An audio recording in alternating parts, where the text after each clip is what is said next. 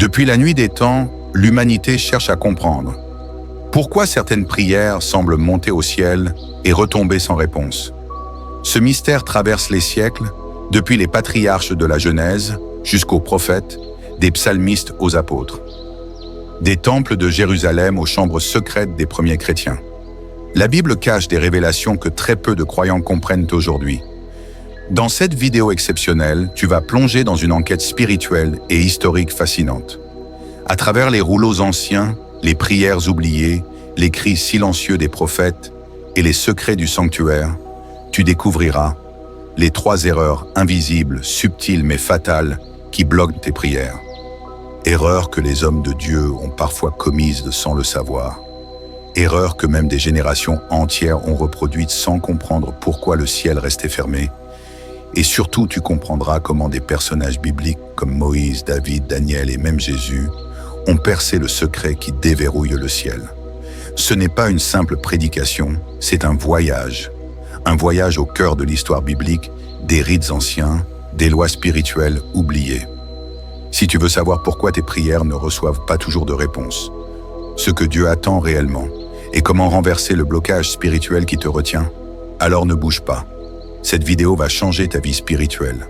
Prépare ton cœur, prends ta Bible et entre avec moi dans ce voyage sacré au cœur des secrets millénaires. Avez-vous déjà ressenti ce silence? Vous priez, vous suppliez, vous pleurez même parfois. Mais le ciel reste silencieux. Aucun signe, aucune réponse, aucun changement. Pourquoi? Pourquoi le Dieu tout-puissant qui entend les cris des opprimés semble-t-il parfois se taire? Est-ce que vos prières frappent un plafond invisible sans jamais traverser jusqu'au trône céleste? Est-ce que Dieu vous ignore ou y a-t-il quelque chose que vous ignorez vous-même? Ce que peu de croyants savent, c'est que ce mystère n'est pas nouveau. Depuis les temps anciens, le silence de Dieu a toujours été un langage divin que seuls ceux qui cherchent profondément comprennent. 1. Dans le livre de la Genèse, le chapitre 15, on voit le silence de Dieu devant Abraham. Pendant des années, Abraham a attendu. Dieu lui avait promis un fils, mais le ciel semblait silencieux. Les années passaient ne rien. Il priait, il attendait, et pourtant pas de réponse. Était-ce un oubli divin ou un test céleste? 2. Le silence glaçant devant Job. Dans Job, le chapitre 30, le verset 20, écoutez la plainte de Job. Je crie vers toi et tu ne me réponds pas.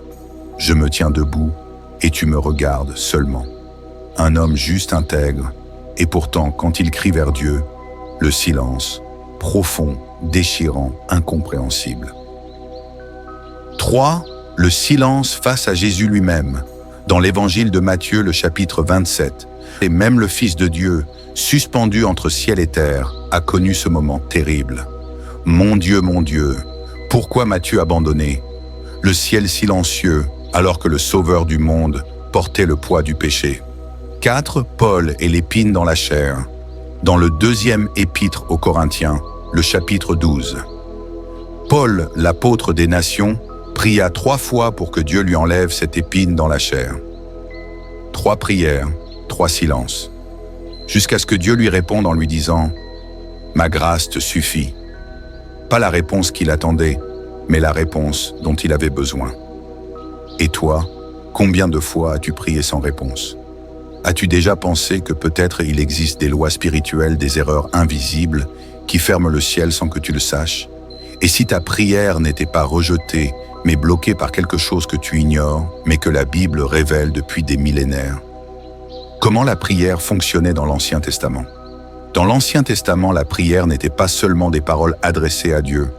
Elle était profondément liée au sanctuaire, à ses symboles, à ses rituels et à la médiation des sacrificateurs. Le sanctuaire dans le livre d'Exode, le chapitre 25, le verset 8, était le lieu où Dieu habitait au milieu de son peuple. Chaque élément du sanctuaire avait une signification spirituelle. Le parvis, lieu du sacrifice, symbolisant le pardon. Le lieu saint, avec l'autel des parfums, symbole des prières, le chandelier lumière spirituelle, et les pains de proposition, présence constante de Dieu, le lieu très saint. La présence directe de Dieu sur le propitiatoire de l'arche. La prière était intimement liée au rituel de l'encens. que ma prière soit devant toi comme l'encens. Psaume 141, le verset 2. L'encens brûlait constamment sur l'autel des parfums, et il représentait les prières qui montaient vers Dieu, mais filtrées par la sainteté et la médiation du sacrificateur. Dans l'Ancien Testament, on ne s'approchait pas de Dieu directement. Les sacrificateurs descendants d'Aaron avaient pour rôle de présenter les sacrifices pour le pardon, intercéder pour le peuple lévitique, le chapitre 16, et Hébreux, le chapitre 9. Faire monter l'encens, représentant les prières, assurer que la personne était rituellement pure avant toute démarche vers Dieu. Le souverain sacrificateur, une fois par an, entrait dans le lieu très saint pour faire l'expiation du peuple. Lévitique 16, le jour des expiations, Yom Kippour. Sans médiation, aucune prière ne pouvait atteindre Dieu. Troisième, la pureté rituelle, une condition non négociable. La pureté était essentielle avant de s'approcher de Dieu. Pureté physique, se laver, se purifier, Lévitique 15. Pureté morale, confesser ses péchés, amener un sacrifice. Respect des lois alimentaires, sexuelles et cérémonielles. Un homme impur, un cœur souillé ou un sacrifice imparfait rendait la prière inefficace. Vos mains sont pleines de sang, même si vous multipliez les prières, je ne les écouterai pas. Quatrième, les fondements spirituels de la prière dans la Bible, Ancien Testament. La prière était basée sur plusieurs piliers spirituels. La confession des péchés. Avant de prier, il fallait reconnaître ses fautes et présenter un sacrifice expiatoire, Lévitique 4. L'alliance avec Dieu. La prière ne fonctionnait que dans le cadre de l'alliance. Le peuple devait marcher selon la Torah. La médiation. Les sacrificateurs représentaient le peuple devant Dieu. La sainteté. Vous serez saints, car je suis saint. Avec Jésus-Christ, le système change radicalement. Jésus devient le souverain sacrificateur. Le voile du temple est déchiré dans l'évangile de Matthieu, le chapitre 27, le verset 51, symbolisant l'accès direct au trône de la grâce. La pureté rituelle est remplacée par la pureté intérieure, par le sang de Jésus. Le sacrifice d'animaux est aboli, remplacé par le sacrifice parfait de Christ. Dans l'Ancien Testament, la prière ne fonctionnait pas comme une simple conversation. Elle était un acte sacré, codifié, entouré de symboles, de médiation et de rituels exigeants, reflétant la sainteté de Dieu. Chaque prière passait par le filtre du sanctuaire, des sacrificateurs, de l'encens et du sang des sacrifices. Dans cette vidéo, nous allons ouvrir ensemble le livre des mystères, la parole de Dieu, et tu vas découvrir les 3 erreurs spirituelles mortelles qui empêchent ta prière d'être exaucée. Prends ta Bible, ouvre ton cœur, car ce que tu vas entendre pourrait bien transformer ta vie pour toujours. Première erreur, le cœur souillé, l'obstacle invisible qui ferme le ciel. Dans le psaume 66, le verset 18, « Si j'avais conçu l'iniquité dans mon cœur, le Seigneur ne m'aurait pas exaucé. » La Bible est claire, ce n'est pas toujours Satan qui bloque la bénédiction parfois, c'est ton propre cœur qui ferme la porte du ciel. Dans 1 Samuel, le chapitre 15, Saül reçoit un ordre clair de Dieu, détruit complètement Amalek, mais Saül choisit de désobéir partiellement. Il épargne le roi Agag, conserve les meilleurs animaux, tout en prétendant avoir obéi. La désobéissance partielle est une désobéissance totale aux yeux de Dieu. Samuel lui dit dans 1 Samuel, le chapitre 15, le verset 22, « L'Éternel trouve-t-il du plaisir dans les holocaustes et les sacrifices comme dans l'obéissance à la voix de l'Éternel ? Voici l'obéissance vaut mieux que les sacrifices. » Dieu rejette Saül. Il ne lui répond plus, ni par les songes, ni par les prophètes. Le ciel devient fermé. Combien de prières sont bloquées parce que nous voulons que Dieu bénisse une désobéissance volontaire? Dans le livre Josué, le chapitre 7, Israël subit une défaite humiliante à Haï. Josué prie, se lamente, mais Dieu répond, « Lève-toi. » Israël a péché. Akan avait volé un manteau précieux, de l'or et de l'argent, malgré l'interdit divin. Il les avait cachés sous sa tente, pensant que personne ne le saurait. Tu peux cacher ton péché aux hommes, mais jamais à Dieu. La prière de Josué ne pouvait pas être exaucée tant que le péché caché d'Akan souillait le camp. Combien de gens prient pour la percée, la prospérité, la guérison tout en gardant des pratiques secrètes contraires à la volonté de Dieu, fraude, trahison, adultère, jalousie, rancune, occultisme dissimulé? Le ciel reste fermé jusqu'à la confession et la repentance. Le cas d'Ananias et Saphira dans Actes le chapitre 5, les versets 1 à 11. Au début de l'Église, tous vendaient leurs biens et apportaient le produit aux apôtres.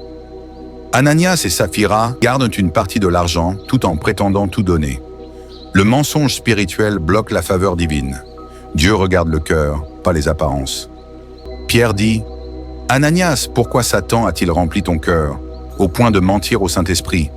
Il meurt instantanément. Le ciel refuse la prière et le sacrifice hypocrite. Le cœur divisé qui cherche à plaire aux hommes plutôt qu'à Dieu devient un obstacle fatal dans la prière. Le cœur souillé n'est pas simplement lié aux fautes visibles, mais aussi aux intentions cachées. Jalousie, hypocrisie, orgueil, rancune, désobéissance, double vie. Le ciel se ferme non pas parce que Dieu ne veut pas répondre, mais parce que la prière est rendue illégale dans le royaume spirituel lorsque le cœur est pollué. A-t-il quelque chose dans ton cœur aujourd'hui qui pourrait fermer le ciel? Un pardon non accordé? Une désobéissance que tu ignores volontairement? Une double vie spirituelle? Dieu te dit aujourd'hui, purifie ton cœur et je t'ouvrirai les écluses du ciel. Deuxième erreur, le manque de foi. Le blocage invisible qui ferme le ciel. Celui qui doute est semblable au flot de la mer, agité par le vent et poussé de côté et d'autre.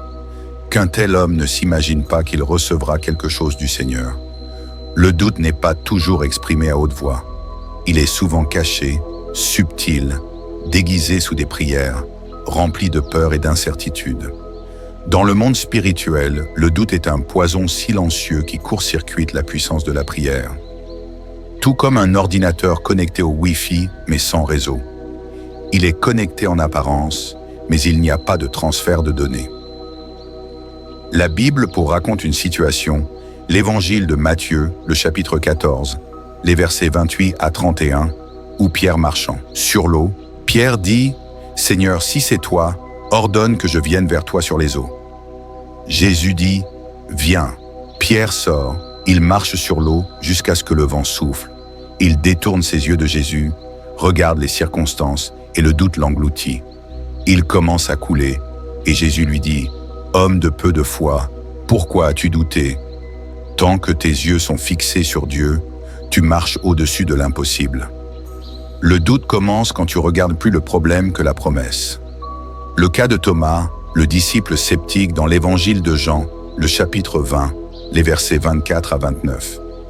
Thomas était absent quand Jésus est apparu aux autres. Il déclare « Si je ne vois pas, si je ne touche pas, je ne croirai pas. » Jésus lui apparaît et lui dit « Avance ton doigt et ne sois pas incrédule, mais crois. » Thomas répond « Mon Seigneur et mon Dieu. » La foi ne se base pas sur ce que tu vois, mais sur ce que Dieu dit. Le doute exige la preuve. La foi accepte la parole de Dieu comme preuve suffisante. Daniel priait 21 jours en silence, sans réponse, mais il n'a pas douté. Il a persévéré jusqu'à ce que l'ange arrive. Le doute aurait annulé la prière. La foi a brisé le blocage démoniaque. Dans l'Évangile de Matthieu, le chapitre 15, les versets 21 à 28. La Bible nous raconte une attitude de foi sans pareille de la femme cananéenne. Jésus semble l'ignorer. Il dit même « Je ne suis envoyé qu'aux brebis perdues d'Israël. » Elle répond « Oui Seigneur, mais les petits chiens mangent les miettes qui tombent de la table de leur maître. » Jésus s'étonne puis il dit « Femme, ta foi est grande. » Elle refuse de douter, même face à l'apparente indifférence divine. Voici quelques symptômes cachés du doute. Prier avec anxiété. Parler négativement après avoir prié, s'attendre au pire, plus qu'au miracle. Se baser sur ses émotions au lieu des promesses. Le manque de foi réelle. La foi n'est pas un feeling, c'est une décision d'accepter que ce que Dieu a dit est la vérité absolue, même quand rien ne le prouve dans le naturel.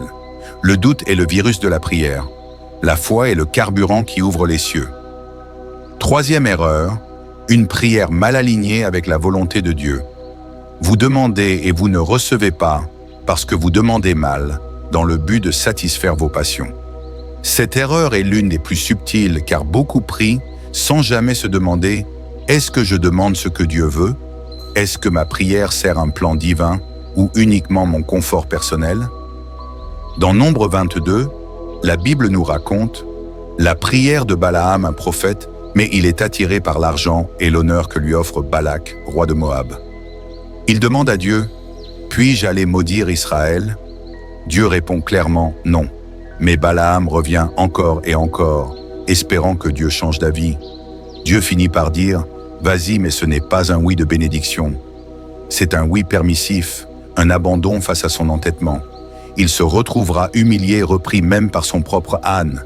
Quand tu forces dans la prière pour ce que Dieu refuse, parfois Dieu te laisse faire, non pas pour te bénir, mais pour te corriger. Les prières centrées sur soi, beaucoup prient c'est pour des choses qui n'ont aucun intérêt pour le royaume de Dieu. Plus d'argent sans but spirituel. Une relation sans se demander si elle vient de Dieu. Du succès sans être prêt à porter les fruits du royaume. Dieu n'est pas un distributeur automatique. Il est un père. Et un père ne donne pas tout ce que l'enfant demande, mais tout ce qui est bon pour lui. Dans 1 Samuel, le chapitre 8, le peuple d'Israël prie pour avoir un roi, comme les autres nations. Dieu avertit par Samuel, « Ce n'est pas ma volonté parfaite, mais si vous insistez, vous l'aurez. » Résultat, Saül a un roi qui finira rejeté, désobéissant, et qui entraînera le peuple dans le chaos. Prier pour copier les autres, ou répondre à ses propres désirs conduit à des bénédictions qui deviennent des malédictions. Voici les signes d'une prière mal alignée. Priorité à mes désirs personnels, pas à la gloire de Dieu. Aucune réflexion sur « est-ce que cela va honorer Dieu ?» On prie pour que Dieu valide nos projets, pas pour qu'il nous révèle les siens. L'impatience, la frustration, le découragement quand Dieu dit non ou tarde à répondre. Les conséquences spirituelles, blocage spirituel, frustration dans la foi, sentiment de silence de Dieu. Parfois, Dieu laisse faire, et la bénédiction qu'on pensait obtenir devient un fardeau. Comment prier selon la volonté de Dieu? Le principe de Jésus à Gethsémanée dans l'évangile de Luc, le chapitre 22, le verset 42. Non pas ma volonté, mais la tienne. La prière ultime n'est pas d'amener Dieu à faire ce que tu veux, mais de te rendre disponible pour ce que lui veut. Cherchez d'abord la volonté de Dieu, priez avec la parole. Prière alignée sur les promesses et les principes des bibliques. Demandez avec discernement spirituel. Seigneur, est-ce que ce que je te demande est bon pour ton royaume, pour ma croissance spirituelle, pour les autres? Priez pour être utilisé, pas juste béni. Acceptez le silence ou le non de Dieu comme une réponse d'amour, pas de rejet. Quand tes prières sont mal alignées avec Dieu, tu bloques tes propres bénédictions. Tu cours le risque de recevoir ce que tu veux, mais au prix de ton équilibre spirituel. Cherche la volonté de Dieu d'abord, et le reste viendra en abondance. Il y a des silences qui ne viennent pas du ciel, mais de l'état de ton âme. Peut-être que tu l'as ressenti, ce vide, ce mur invisible, cette impression que tu cries, mais que personne n'entend, que tu parles, mais que le ciel est sourd. Depuis les temps anciens, la Bible murmure un secret oublié. Ce ne sont pas les mains de Dieu qui sont trop courtes pour sauver, ni ses oreilles trop dures pour entendre. Mais ce sont vos fautes qui mettent une séparation entre vous et votre Dieu. Ésaïe 59, les versets 1 et 2. Oui, le véritable combat n'est pas dehors. Le véritable combat se joue dans l'invisible, dans le secret du cœur, là où personne ne regarde, mais où le ciel, lui, voit tout. La prière, ce n'est pas seulement des mots, c'est un pont sacré entre le visible et l'invisible, un chemin vers le cœur de Dieu. Mais ce chemin peut être brisé, obstrué, détruit par ces trois erreurs fatales. Un cœur souillé par le péché, un doute qui étouffe la foi, une prière centrée sur soi, et non sur la volonté divine. Aujourd'hui, tu es devant un carrefour spirituel. Continuer comme avant dans l'illusion que le temps arrangera les choses, ou bien te lever, ouvrir les yeux et reconstruire le pont. Le ciel est encore ouvert pour ceux qui osent revenir, pour ceux qui osent dire « Seigneur, me voici, change mon cœur, purifie ma vie. Apprends-moi à prier selon ton cœur et non selon mes passions. » Ce n'est pas un hasard si tu regardes cette vidéo jusqu'ici. Le Saint-Esprit te parle. Ce n'est pas une simple vidéo, c'est un rendez-vous divin avec ton âme. Si aujourd'hui tu ressens que Dieu t'appelle, ne ferme pas ton cœur. Prends un moment, ferme tes yeux et dis-lui simplement: Seigneur, je ne veux plus que ma prière soit une routine sans vie. Je veux une relation vivante avec toi. Je veux que le ciel s'ouvre sur ma vie. Purifie-moi, restaure-moi, je me consacre à toi. Si tu prends cet engagement aujourd'hui, écris en commentaire: je choisis de reconstruire le pont avec Dieu, ou je choisis de revenir à Dieu. Mets un like pour montrer que tu réponds à l'appel et partage cette vidéo à quelqu'un que tu aimes. Ce message peut être l'étincelle qui changera sa vie pour l'éternité. Abonne-toi à cette chaîne. Laïc 3.0, active la cloche pour ne manquer aucune révélation qui peut transformer ton âme. Parce qu'ici, ce n'est pas juste des vidéos, c'est un sanctuaire numérique, c'est un lieu de transformation. Un espace pour ceux qui cherchent, pour ceux qui veulent en comprendre les mystères cachés de Dieu et marcher dans une vie de foi réelle, authentique, profonde.